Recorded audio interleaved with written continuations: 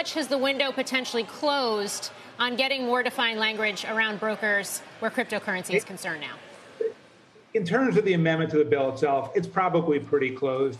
I can't imagine a world where they're reopening any of it for this one specific provision. Now, I know the Senators Portman and others did try, and Warner tried to read language into the legislative history to kind of inform the actual enforcement of the provision of this amendment. So it is possible that it'll be enforced in a way that it really should have been written in the first place. But to me, the bigger point here isn't even so much whether they got this particular language a little right or a little wrong. It's that you can't regulate crypto in an ad hoc random way. This is a random provision in a bill that has nothing to do with crypto. And it is time to have thoughtful crypto regulation and a real regulatory framework. And that's where Congress and the president needs to lead.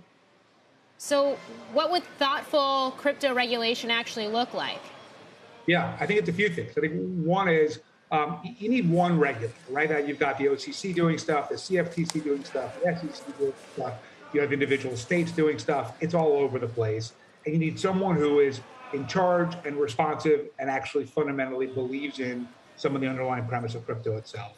Two, I think you have to treat the community as partners, right? As you guys mentioned on the intro, it's easy to treat them as kind of outlaws and weirdos. But ultimately, they're trading a currency that is designed to be sovereignless, which means enforcing whatever regulations you want on crypto is a lot harder than it is in other financial markets and assets. So therefore, you need their cooperation, you need their buy-in, you got to bring them to the table to do that.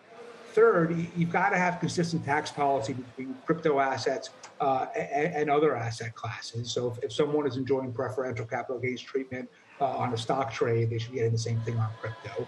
Fourth, states also have to get their act together. Most states have never updated their money transmission license laws, which means that crypto-focused businesses really don't know what applies to them and what doesn't, because the laws were written before crypto ever came together. So, there's a lot that can be done. And the most important thing is, we could make this country still the hub of crypto.